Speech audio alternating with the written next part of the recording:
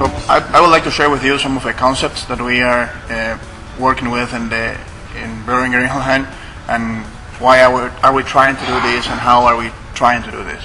So we call it in Boehringer PRRS AreaRegional Control, and after 20 years of fighting this disease, the industry has got to the point, and I'll show you a few slides, but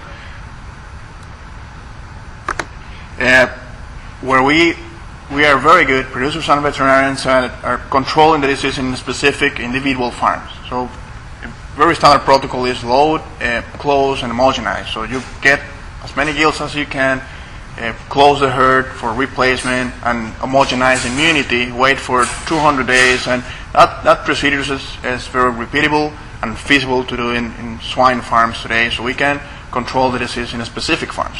The problem is that negative farms and even positive farms get infected and infected again.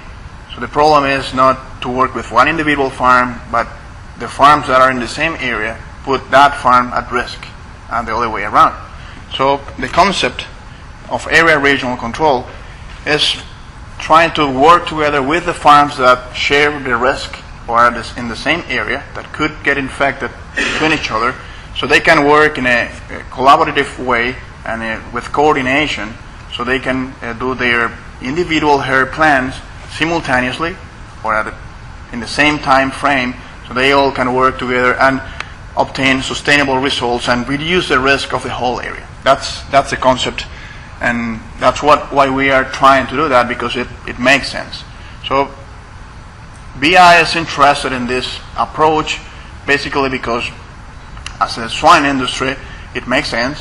It's doing something for welfare of the animals, for the health of the animals, for the profitability of our producers. So this is why we are trying to provide our customers with solutions to control this disease, because working in individual farms has limited success. So that's why we are trying to do this.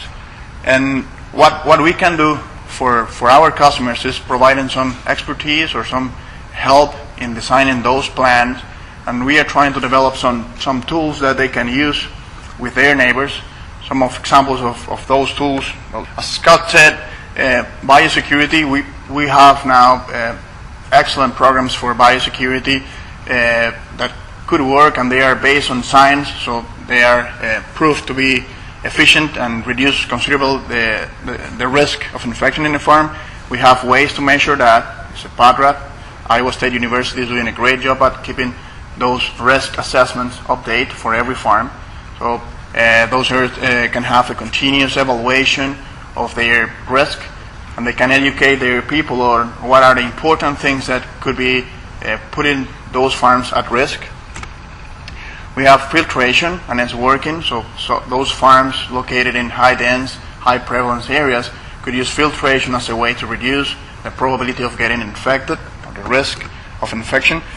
We have a lot of improvement in diagnostics, so as Scott said, oral fluids, the ropes is a nice thing to have, because you don't have to bleed so many pigs. You have a bigger sample at a lower cost, so that's an improvement.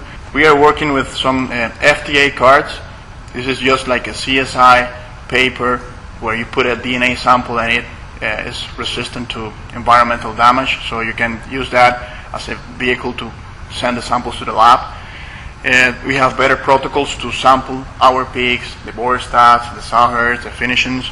We can actually collect aerosol now and detect the virus after all Dr. D's work, collect a sample of the air and detect virus and quantify actually the amount of virus in the air. And we have improved techniques like better ELISAs, better PCR, and better sequencing tools to differentiate the viruses in different farms. So we have a lot of improvement there. Vaccination is an old tool that has been around for a long time, but recently we have learned the limitations and the potential use of the vaccine. So we now understand better how to use the vaccine as one of the components of that program that we are applying to the farm. So it's not the silver bullet solution, but it's part of the solution.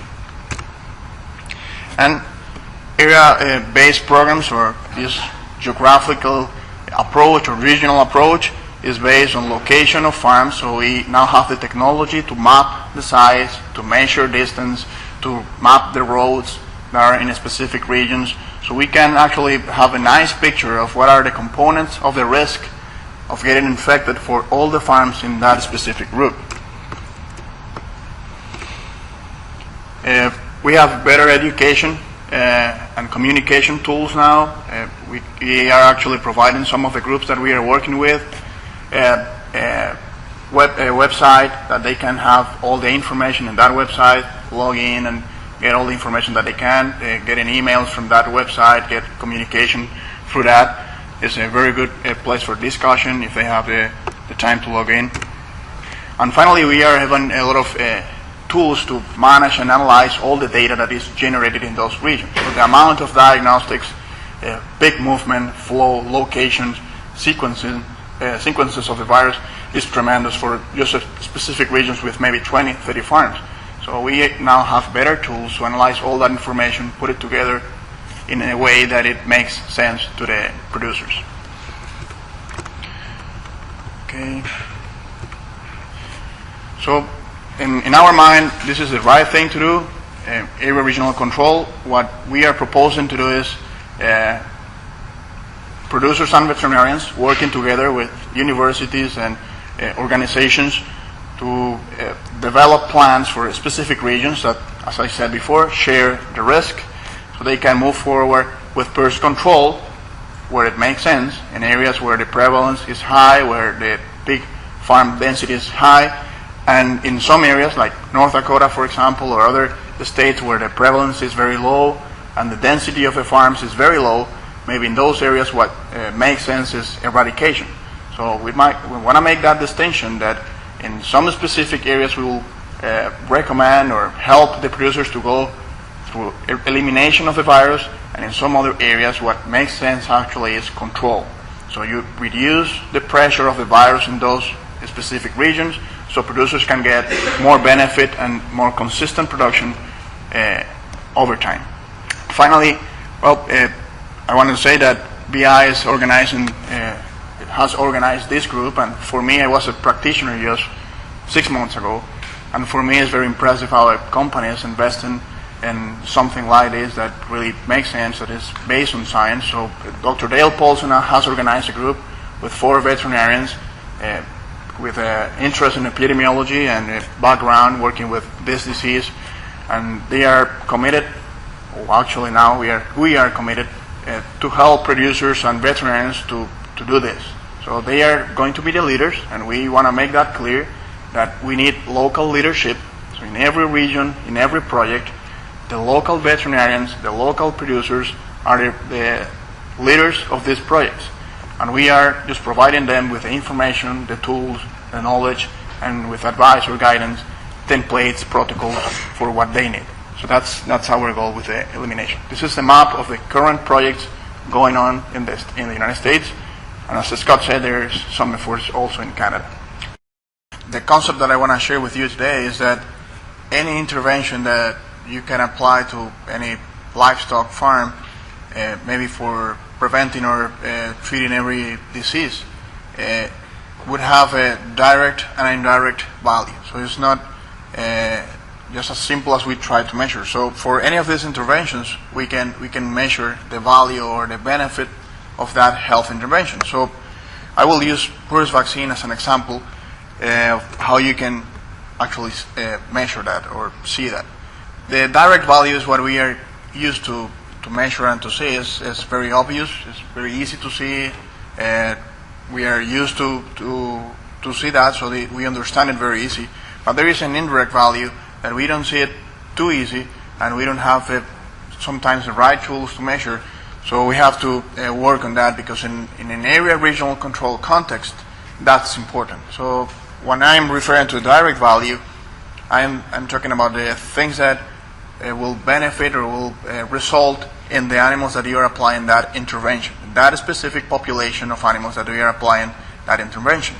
But in the indirect value, you are considering the other animals or sites that are around those animals that were benefited by the intervention. So, for example, and you guys know this, the direct value for PRRS vaccine could be a performance improvement.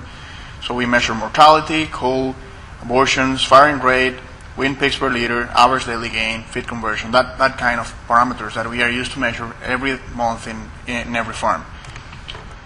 There are some examples for measuring that before the intervention and after the intervention. Peak wins over 22 per year, before and after MLV vaccination, average daily gain, before and after the intervention, mortality, in this case in the nursery, before and after the intervention. So I don't think that there is too much debate on what's the direct benefit of this kind of interventions in farms. What is a little bit more interesting for me is that there is an indirect value that we don't, as I said before, usually see too easy. So for PRRS vaccine, for example, it will be the reduction of the wild type virus or the bad virus that you have in your farms, viral load reduction or potential shedding in those populations. So if I can vaccinate a population, would I affect the dynamics of infection of the viral load of that population? The reduction of viral genetic diversity, how many different viruses you have in one specific population or in a group of farms, and the risk of emergence of new variants of the virus. So how many different strains or types of virus are appearing in a specific region over time, in 1 year, for example. These are some examples of what we have been measuring. This is the viral load of pigs 7 and 14 days after the vaccination. So the red bar is actually this is a proportion of infected pigs. The red bar is a non-vaccinated control, and the red bar is a vaccinated. So 14 days after the vaccination, the proportion of infected pigs is really low compared to the non-vaccinated. In this case, is the viral load, so the amount of virus that those pigs are harboring in their blood. So 14 days after the challenge, those pigs previously vaccinated have less virus in their bloodstream. This is another interesting example. It's a group of growing pig sites that were sampled over time. So at the beginning, in the first 46.3% is the proportion of viruses that were sequenced that were matched to the vaccine virus. And then the other 4 different colors are the proportion of a wild type virus. So that system had at the beginning 4 different viruses plus the vaccine. Over time, with application of mass vaccination, biosecurity, and all this AreaRegional Control idea, they practically disappear one of the viruses, the other one is no longer in the population, and the other 2 are very contained. So the vaccine proportion, or the proportion of animals now with the vaccine virus, is much higher. So this is a way of narrowing your spectrum of viruses that you have, because some practitioners and researchers have hypothesized that as more viruses that you have, potentially more diseases or more problems you will have in your farm. So these are some of the research that we have done trying to understand a little bit that. I just want to go straight to this slide here, just to close with this. After all this research you have understand a little bit better. As I said before, the vaccine is a null tool that has been around for several years, but right now we understand much better the limitations of the vaccine and the potential use of the vaccine. So one of the limitations is that the vaccine don't prevent infection. So a vaccinated animal could still get infected, and that's probably valid for most of the disease in the swine industry. And then those animals that get infected could still transmit the disease. So that's a limitation that we understand now for the disease, for the vaccine. What we have seen is that the vaccine provided a better clinical response. So those animals that are vaccinated and then get challenged, they will get a better response to the potential introduction of the virus in the population. We also learned that a vaccinated population, the time that they will shed the disease, or they will be able to transmit the virus to other populations, gets shorter if they are vaccinated compared to a infected population without vaccine. So those things that we are understanding out of the potential use of the vaccine are In this case, what we are trying to keep going and use them for this area regional control approach. So there is more research that we are trying to do, and one of the hypotheses is that when you have an outbreak in one farm, the normal thing to happen is that that farm will infect neighbor farms around it because the transmission by aerosol or other roads have, as Dr. Waddell just explained. So is it possible that because vaccine reduces transmission, if we mass vaccinate an area, can we reduce that shedding of the virus, or that cloud of virus that is generated from an infected population, making it more difficult to reach the other populations around that? And as I said before, vaccine is just part of that toolbox that we have to be in use in those groups of farms. So it's not that you will vaccinate and forget about biosecurity, about coordination of activities, about your peak flow. So it's just one tool to increase immunity and maybe to reduce transmission in your populations. So if you put all them together, you can have better results at controlling pests. So as I said before, our goal with area regional control is working in a group area. So it's not just one specific farm, one individual farm, but a group of farms that are under the same risk, and they put each other at risk. This is why we should coordinate activities. And I'll finish with an example that what we have seen in the field. Two producers, they are in the same area. Their farms are in an area within, let's say, 3 miles. And one of them is thinking on depopulating and repopulating the herd with naive replacement. And the other one is thinking on doing a project with a herd closure. So he's not thinking right now on taking the infected animals. So if the guy that decided to depopulate and repopulate the farm do it too early, before the other guy eliminated the virus from this population, that susceptible population will be at risk. So they have to work in coordination to do their activities to have a better results. There are options for the guy that is planning to buy negative replacement, and there are options for the guy that is planning to do herd closure, so they can work together, reduce the risk for both farms to get infected. And that's what we are proposing.